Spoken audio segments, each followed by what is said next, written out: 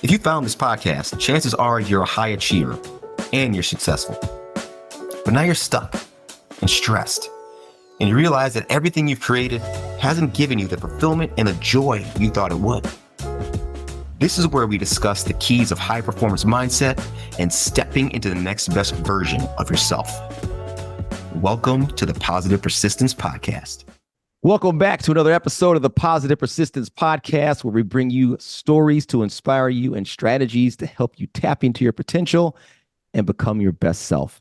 I'm your host, Ian Bowen, and today I'm joined by my friend, leadership expert, Rich Lohman. Rich is a leadership and a high-performance coach, certified Maxwell leadership coach, founder of Project 1202, whose mission is to help leaders develop other leaders. And he's also the host of the Project 1202 Leadership Lab podcast. He's passionate about helping small business owners and entrepreneurs establish a leadership culture of growth and accountability in their business while helping them grow their profits, develop high-performing teams, and free up their time to do the things they love. Rich, welcome to the show. Thanks, brother. Good to be here. I appreciate you inviting me on. I'm enjoying watching your journey as add value to people. It's a beautiful thing. So, thank you. Yeah, I am super happy to have you on the show. Just for our listeners and viewers, for them to know a little backstory of Rich and I connected. Probably that was 2022, I believe, at an event up in Michigan, one of Matt Wilbur's events, and little do they know, or maybe they do, but Rich is a runner. Not only a runner, he's an endurance race runner. Oh. And I was training for a marathon at the time, and Rich took me out and ran with me early in the morning before the event. And that is kind of how we hooked up. That was pretty cool. Yeah. It was a cool opportunity. Again, you know this, I know this. It's to share with people and get good construct around it. Leadership is about valuing people and adding value to people. Met you and your wife. You guys were up in foreign territory. Not everybody's going to go into a Fit Body Boot Camp workout session. That's for some people, but you were training for something. And I said, let's go run. We've got a beautiful boardwalk here in Grand Haven, Michigan. You can run alongside Lake Michigan. And that's the start of a relationship, is, just inviting people along on that journey with you, because I knew I was going to go out and run anyway. Yeah. And I will never forget that it was cold that morning. I didn't have any gloves, but you came prepared. You had gloves, hats, flashlights, all the things. That was awesome. So I appreciate you from the get-go, from the jump. Amen, brother. Amen. Yeah. So I want to talk to you today, Rich, about leadership. And I know that you really are an expert in leadership, and you deal a lot with entrepreneurs and with small businesses. But I want to touch on that word leadership. And when most people think of it that are not entrepreneurs or that are not business owners, when most people think of that word leadership, they think of somebody else other than themselves. And I know I did, especially before I owned a business. I would always look at others as leaders and not me. And I was hoping you could talk a little bit about what is the importance of leadership when it comes to self, when it comes to your life. It may not have anything to do with business, but just your own life in general. Yeah, that's a good question, because I like the framework of it. I think any of us, if we really stop and pay attention, Project 1202, the definition behind it is, I'm a person of faith, and it comes out of the Bible, and it's Romans 12:2 that says, do not conform to the patterns of this world, but be transformed by the renewing of your mind.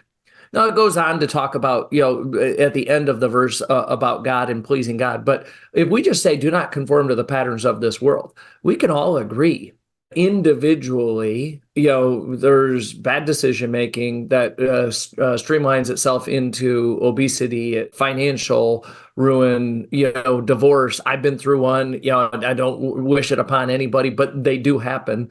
But in the framework of those three pillars of, just byproducts of bad leadership, we can say that each of us is leaders. And how well we lead ourselves will determine our fitness level. It will determine our financial stability in our own, comfort zone of our family and whatnot. It doesn't have to be this corporate image for leadership.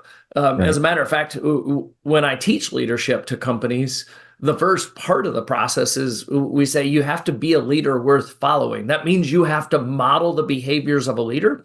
And I think that's walking down the street. That's inviting you to go on a run when we're total strangers. That's the starting point of leadership is, am I a leader worth following? Am I going to make people feel comfortable based on my presence in the environment I'm in? Whether it's, I don't care if it's a bar. I don't care if it's the grocery store. I don't care if it's in church. I don't care where it's at. Am I a leader that makes other people feel comfortable by how I carry myself? So I do believe we're in a leadership sad world where there's not a lot of leadership because there's a lot of divisiveness. There's a lot of bad decision making. There's a lot of things going on that I say, if we can all get better at leading ourselves, then the world will be a better place to begin with. Now, again, it goes on from that and it says, once you learn how to lead yourself, then you can lead others. But I want people to think more, not in a corporate structure or a workplace structure. It does work there. But when you're leading others, it's first you learn how to lead yourself, and then you teach them how to lead themselves. Right. In its simplest framework, it's what we're supposed to be doing with our children. And if we're so busy in our daily life and what we call the grind and the hustle, and we're trying to do all these things, or maybe we just have the personality, because personality does come into it significantly.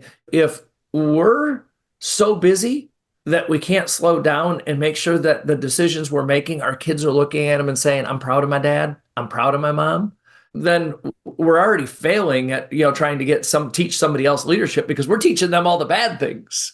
If you start it off, it begins with the person in the mirror. What do you feel are some of the core principles then in self-leadership? Let's reframe your question just a little bit. Sure. If I was to teach it my way, the principles are lead yourself, lead others, and lead for results, and then lead leaders. Those are the principles. The practices are what you're saying, some of the core principles. I heard, John Maxwell is a big influence on my life. If some of your listeners haven't heard of John, he's the #1 leadership and personal development person in the world. He is absolutely amazing at what he does.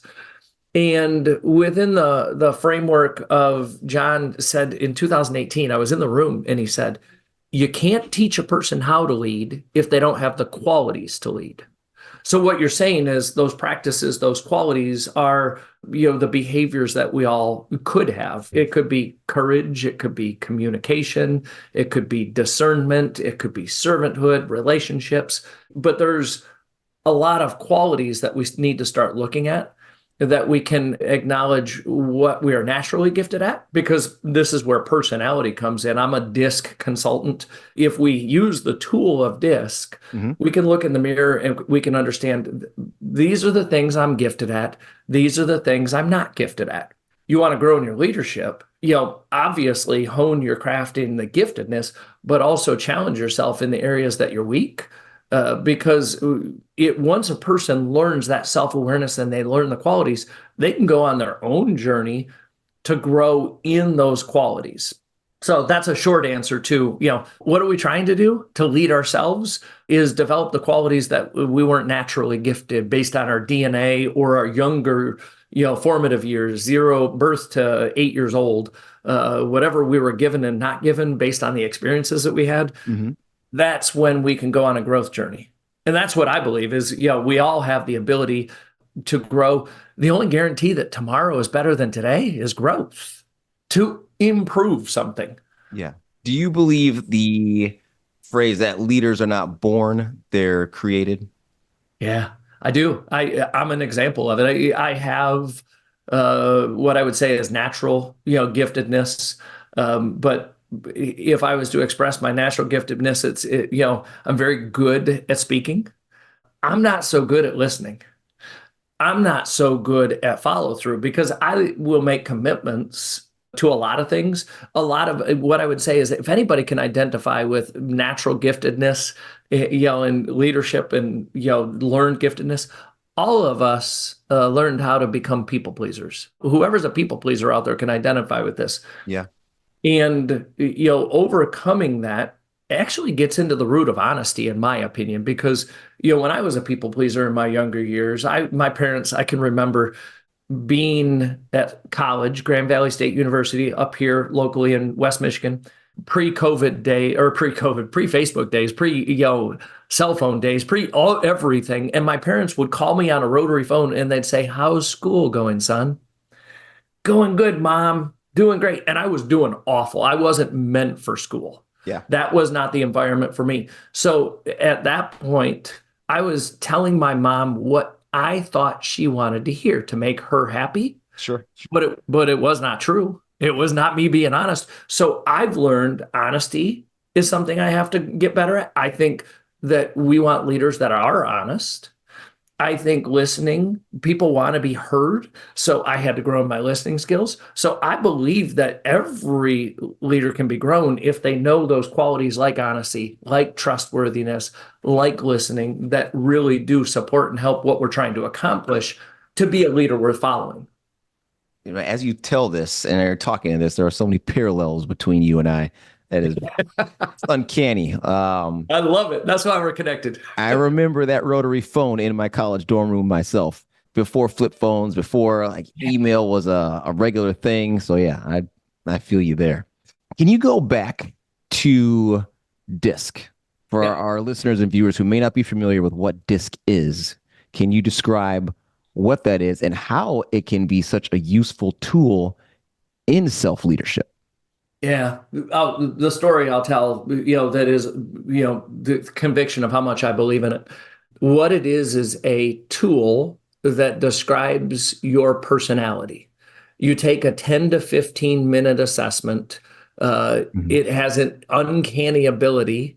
If you take it and you tell the truth in how you answer the questions, it comes back very, very naturally defining who you are. You read this report and it says who you are. But what it is a tool that provides self-awareness.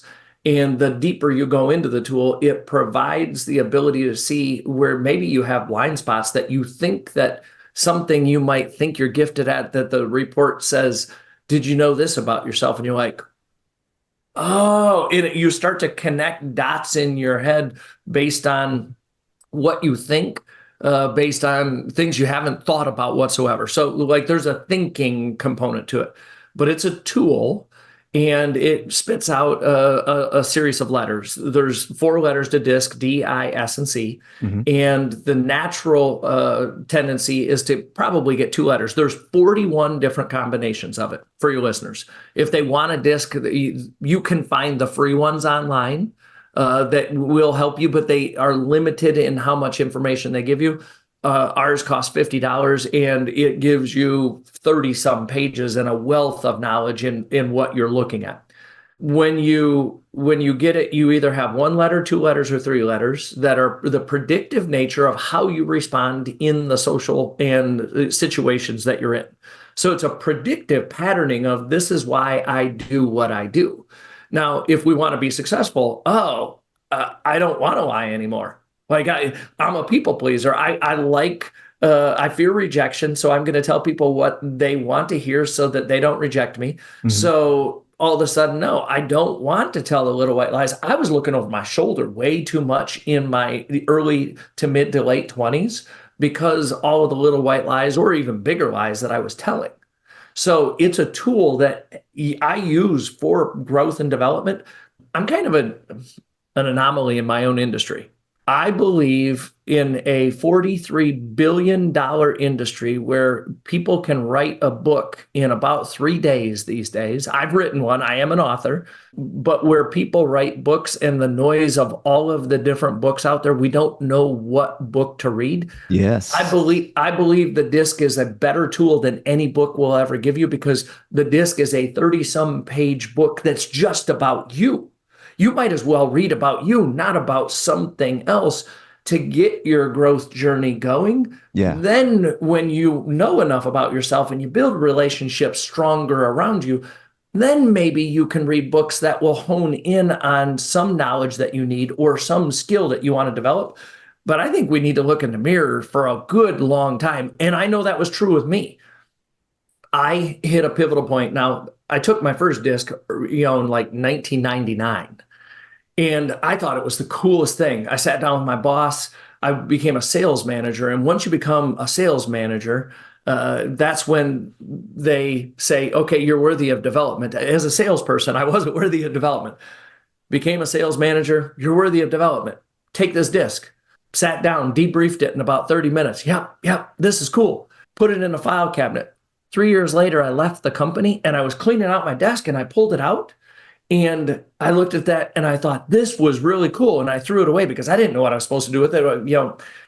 It is still, in my mind, one of the 5 biggest mistakes I've made in my life is to throw that away, because it took from probably about 2002, 2003 to 2018 to really understand the gap of what I threw away. But in 2018, when I started looking at my personality again, when I started digging into DISC, it exploded with all of the reasons that between that timetable of 2002 to 2018, I made all the mistakes I made. So, the insight, the reflecting back on my life and saying, oh, this is why this happened. This is why this happened. And the ability then to put a growth plan together that says, I don't want this, and this to happen ever again. So I took control of my life and I started putting together growth plans based on the tool that we call DISC. So a little bit of a roundabout story, but it's quite simply a tool that is the most beneficial tool that anybody could ever do, because it's about them. It's not somebody else's philosophy about life or business or growth or development. It's about us. So I recommend to everybody that I coach and I work with, we're going to start with DISC and we're going to really dig in, and we don't need to fast forward from this.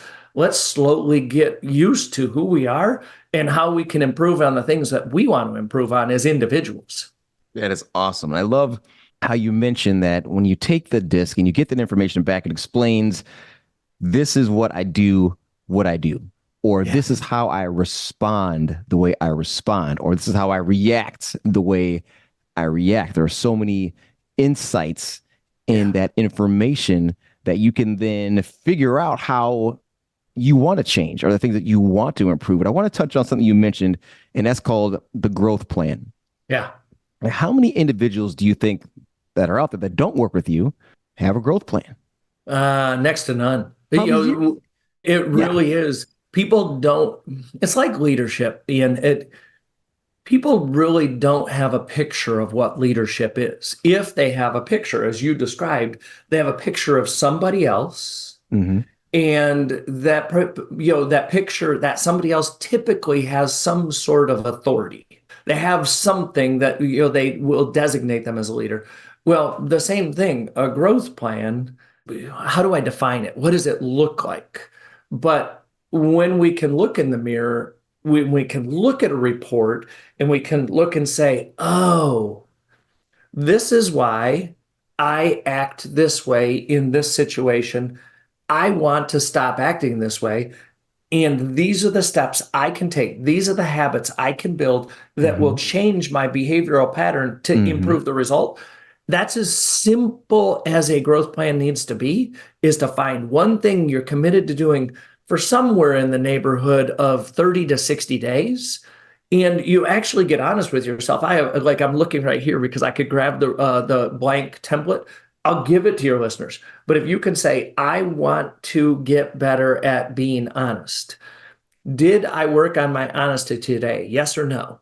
When I worked on my honesty, what was the outcome that I generated from working on my honesty? Right? Like told the little white lie that the fish was this big when it was this big. And I circled back to the person and I said, look, I'm lying. The fish was only 6 inches, but I wanted to try to impress you. I apologize. I'm working on this. And this is how it made me feel in that situation, to go back and be honest with a person. That's growth to me.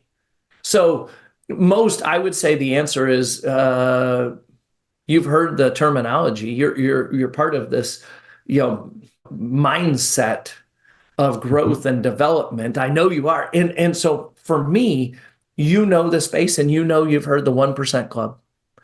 I bet you the 1% Club is the people that truly grow. And I'm going to challenge everybody. If you've read a personal development book, which again, it's a $43 billion industry.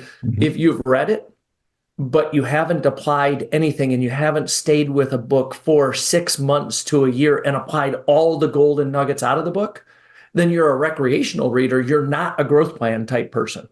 And there's a shift that I had to go through when I started my journey where I became, stopped being a recreational reader and I became more of a growth plan reader. Ooh, I'm going to apply that.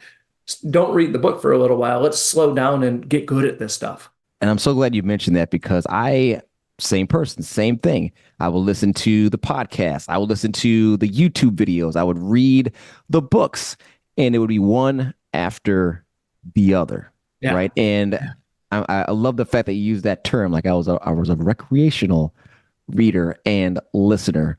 And I don't know what I was hoping was going to happen, like through osmosis or some other form of insight that was going to just descend on me by reading or listening to these things. But at some point, you start to put these things into action. And I'm wondering for you, like, what was that switch that flipped? And what do you think it is for most people that they go from being that recreational consumer of information to actually putting it to use to better themselves? Yeah, good question. There's a study that I teach, and I had to learn it first. I want to have a teachable way of life. So as I share with people, this is what it looked like. There's a study that was done in 1934. Dr. Thurman Fleet called this thing the stick person. And the basic premise behind it is we have thoughts that we impress into our subconscious, and our subconscious is our habits, our beliefs, our self-image, our paradigms, and our fears. And that's the actual decision maker of action and reaction out of our body that generates results. So if I get, not too technical and not too deep, the answer is when your desire for change is stronger than your desire to stay in your comfort zone. When you really, really feel a conviction, I want to change, I've got to change because of the messes of the results in your life. Yeah. I don't care where the messes are, what the results are. I don't care if it's relational. I don't care if it's financial. I don't care if it's physical. I don't care if it's emotional. I believe that they're all out there. And when our desire for change is stronger than our desire to stay the same and keep repeating some of the headaches that we put ourselves through, that's when growth becomes possible. So people have to, decide, are they sick and tired of being sick and tired? And once they get there, it doesn't make it easy, but you have a purpose behind it. I think that when you have desire, you have purpose. And you know this because I know your story.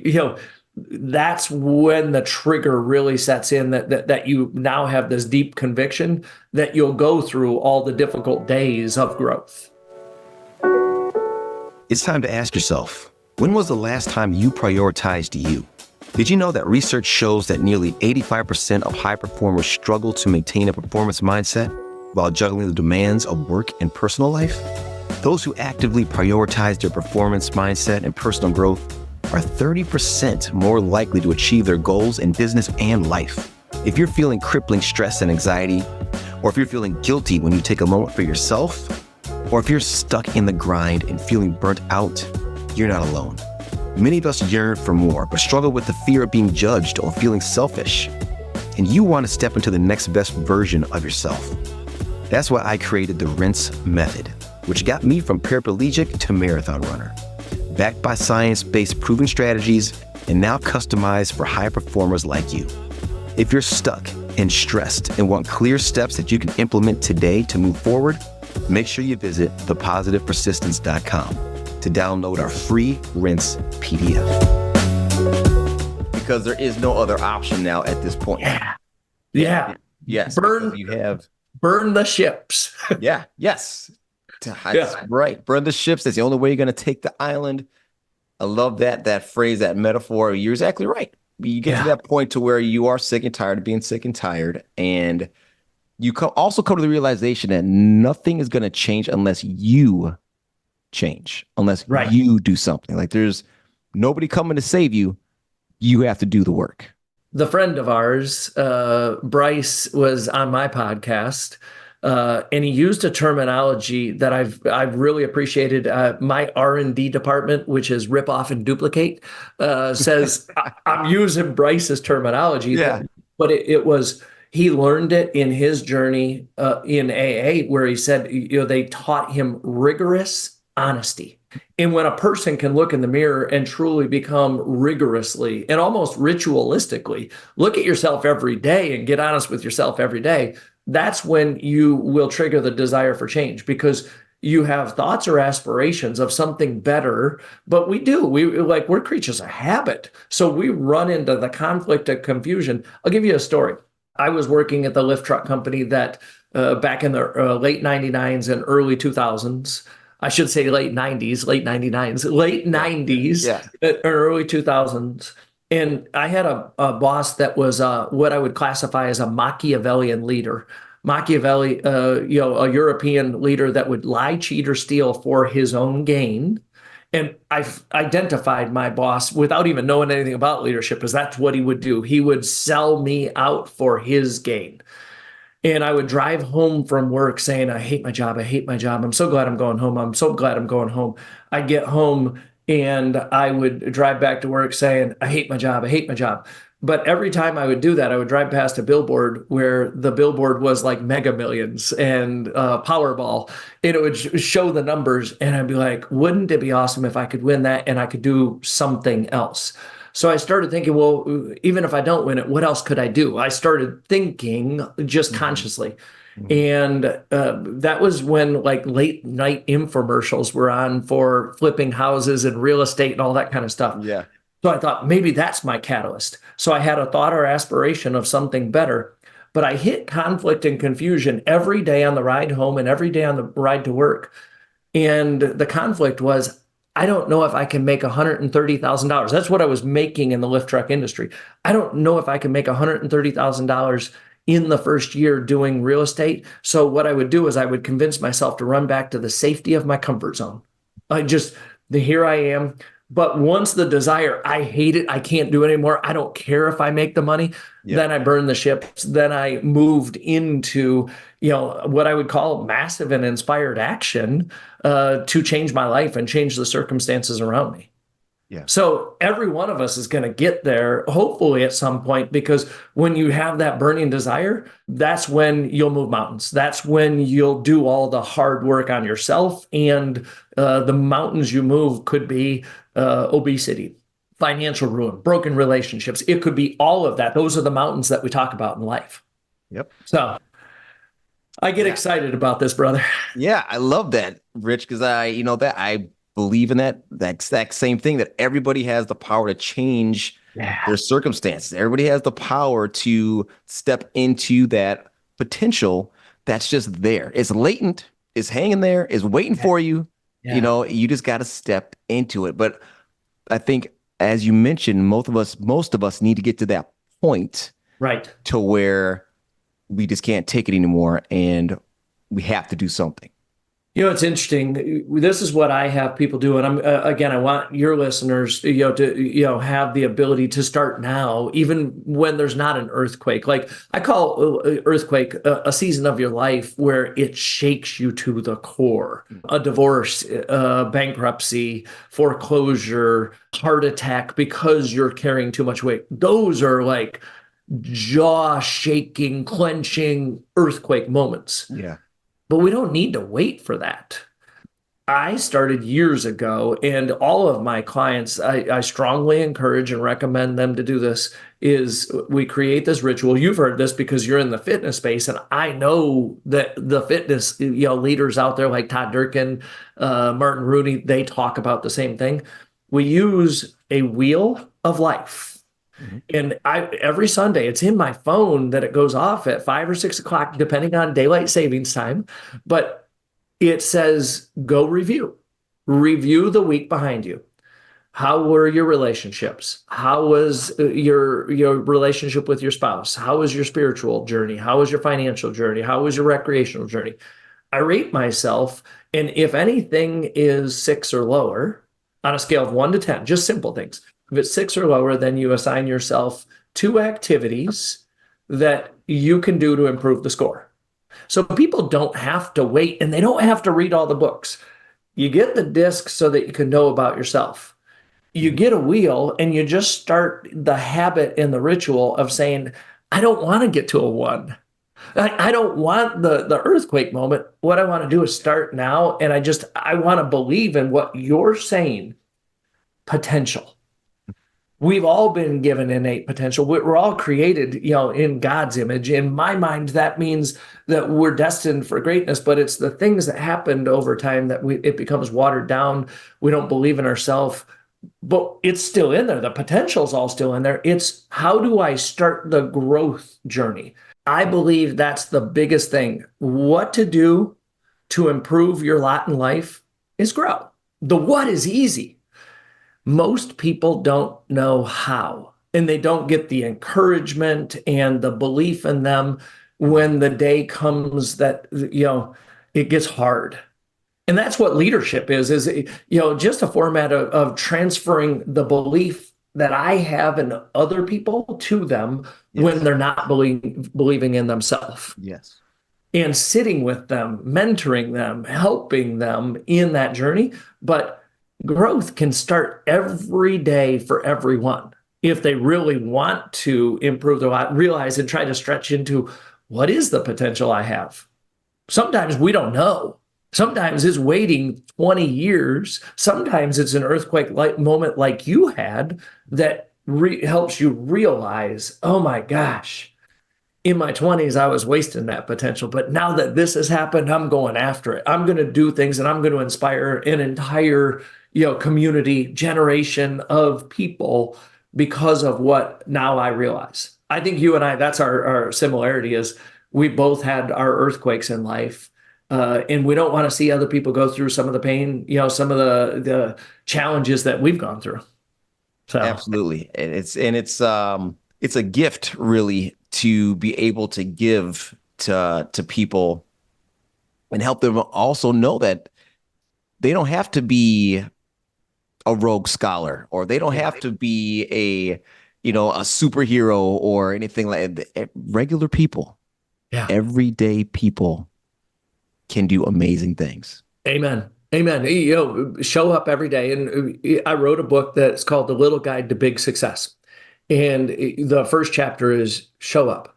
But again, there's a construct around show up. We're all showing up every day. Some people are, getting their butts handed to them every day. And they're like, I'm showing up. Nothing's changing.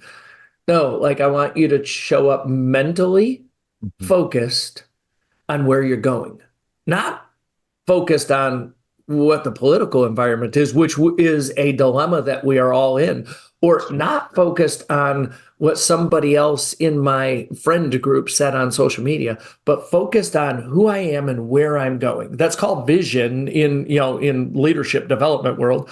But focus on your vision, focus on what you want, not on all the crap you don't want.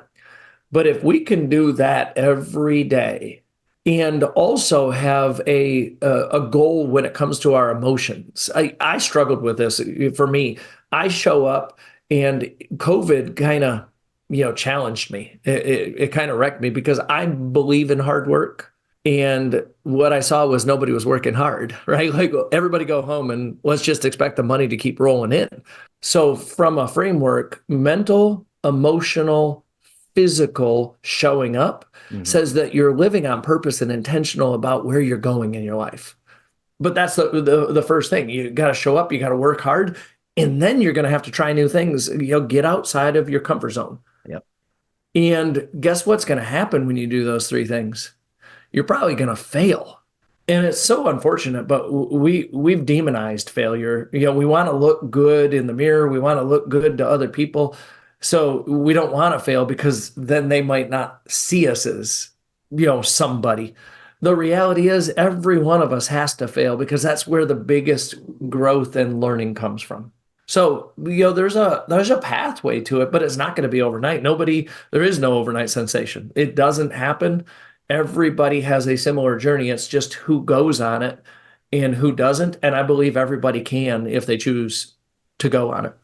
Yes, that's the operative word. Yeah. Choose. Choices. Yep. Amen, brother. Absolutely. I want to touch a little bit, Rich, on Project 1202 and shine some light on that. If you could give an overview for our listeners and viewers of what Project 1202 was born out of and what it is. I'll date myself with history. I started back 15 plus years ago. I had hired a coach and I liked the coaching industry.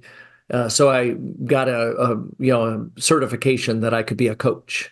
And my unimaginative first business name was Coaching with Rich. And a couple years later, my personality, that seemed so tame for my personality. So I went to the other extreme and I had my son tell me a knock knock joke that I won't humor you with today, but the end of the joke was woohoo. So I made a business out of woohooing, which is to begin with the end in mind. When we successfully complete something in our lives, we should say, woohoo, I did it. So the woohooing was the verb behind doing it. But in total transparency, I grew out of it. And I think there are a lot of businesses that said, I don't understand what you are, because that woohooing and what you do, which is coaching and developing people for their potential, their high performance, there was a disconnect there. So Project 1202, again, it's, to a large degree, still part of my identity. And my identity is my faith has grown tremendously in, my 51 years, more so in the last 15, because I understand how important it is to have something to fall back on when things are hard. So Project 1202 came out of the Romans 12:2, which again, the Bible verse is, do not conform to the patterns of this world. Our world's a mess. If you don't want to live in the mess, then begin the journey of renewing your mind. Renewing your mind is growth. It is that development of self. It is the books that we can read. But it's still, we either help, the company is there, and there is a we because there's multiple people that are involved in the coaching aspect of it. We distinctly say we're different because we are a coaching company, but we believe in leadership and personal development. We work with individuals, we work with entrepreneurs, and we work with really large companies. From your Fit Body experience that I'm well schooled in what Fit Body Bootcamp and the franchise system is, and it's a lot of small business owners. We've worked with large John Deere dealers that have over 500 employees and are corporations. But at the root of it, it's people's development. We have to learn to lead ourselves so that we can lead others, so that we can lead for better results.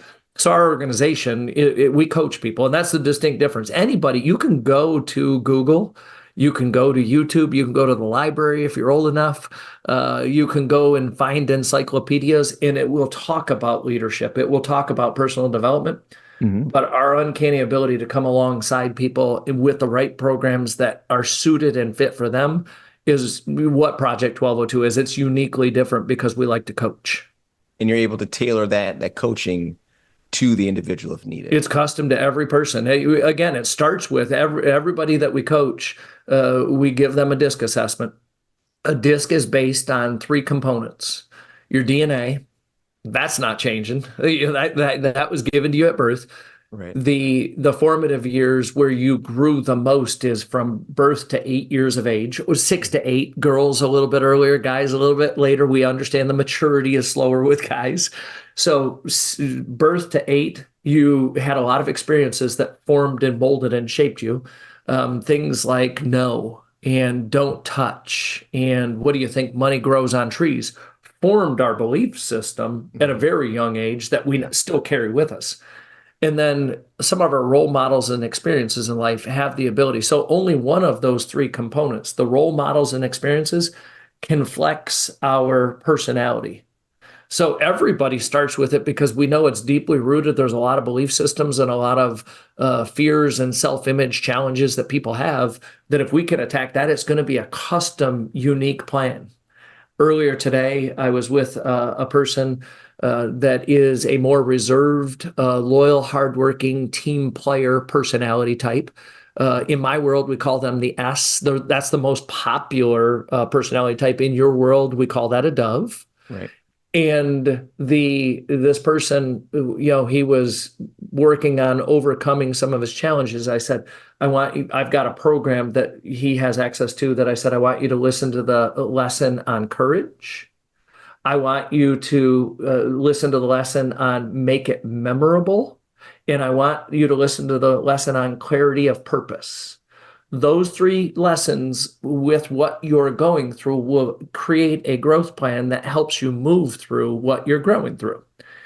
And you come back and tell me, based on what you heard in those lessons, based on what we know about your disc, build a plan that I can encourage you on that's going to help you in the next 30 to 60 days to grow through it. So it's custom to every person. And that's the uniqueness is I don't know when and how, Ian, it all clicked for me. I think it was somewhere around 2018 when there was a lot of different things that hit me all in growth all at the same time.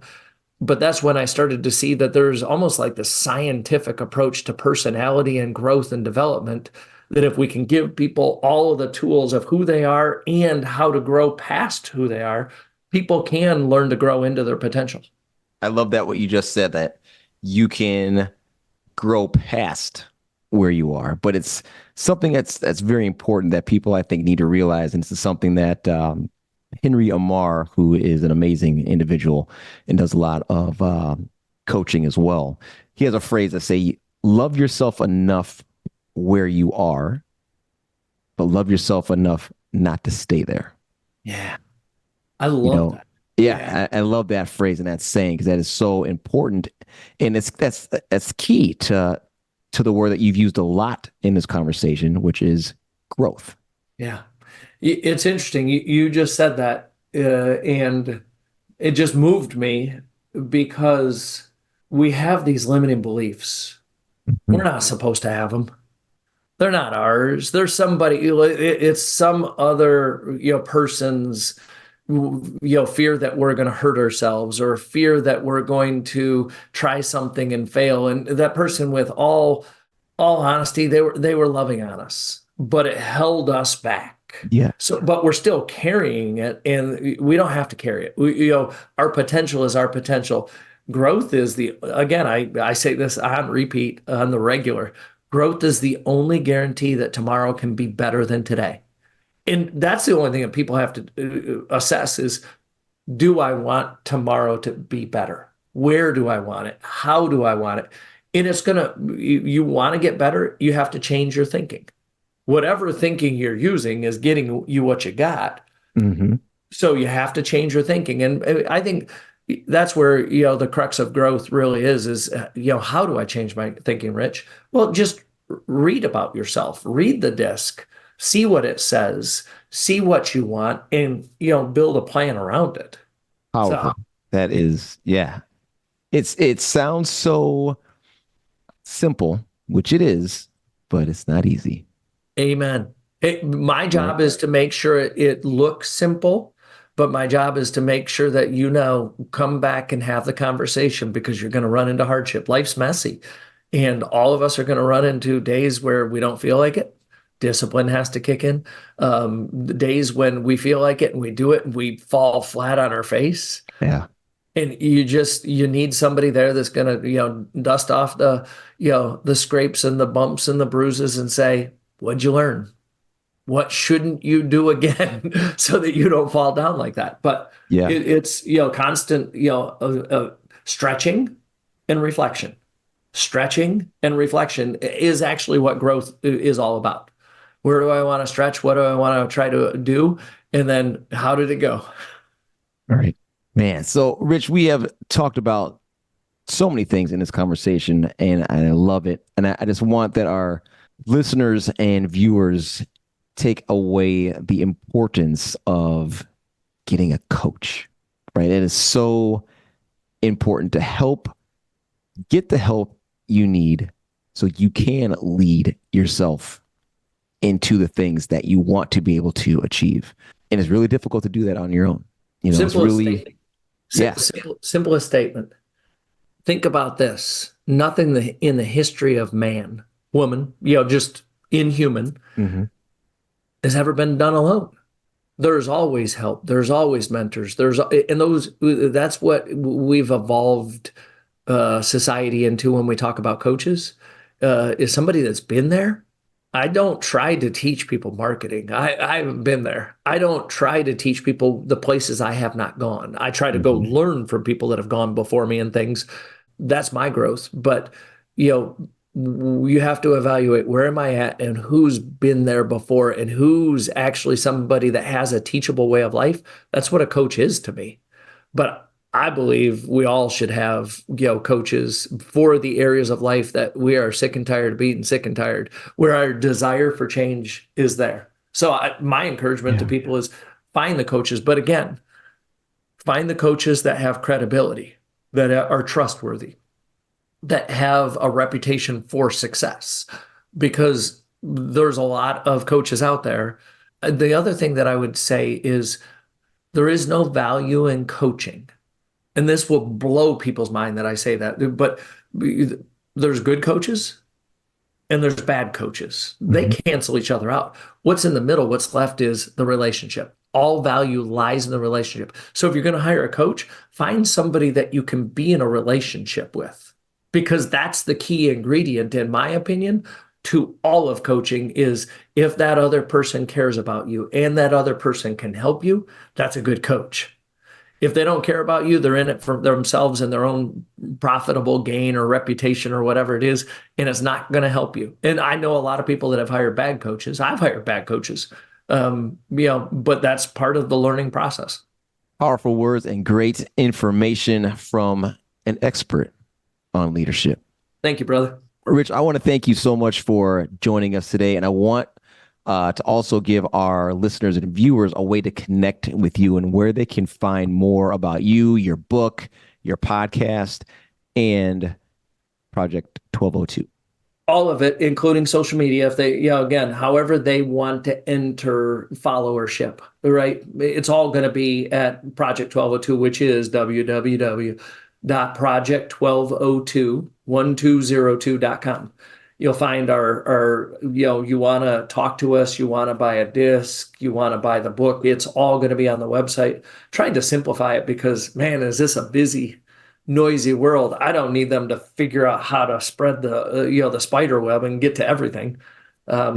We do have offers right now where people can get the book for free as long as they pay shipping. It's not something that, is a profit center in this business. Coaching is our revenue stream. But if somebody wants the book and they want to start there, as long as they pay the shipping, we send them a copy of the book for free. So it's all on project1202.com. Awesome. Yeah. Well, Rich, again, I want to thank you so much for your time today. And I want to thank all of our listeners and viewers for tuning in. Hope you guys glean some nuggets of knowledge from this conversation. And as always, as we wrap things up, I remind you to stay positive, stay persistent, and remember that mindset is everything.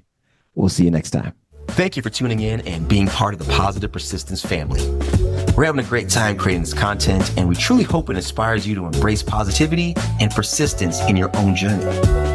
If this podcast episode inspired you or entertained you, scroll down, hit those stars, and leave a comment or two. Your 5-star reviews and shares encourage us and help us grow the show. So until next time, stay positive, stay persistent, and remember, mindset is everything.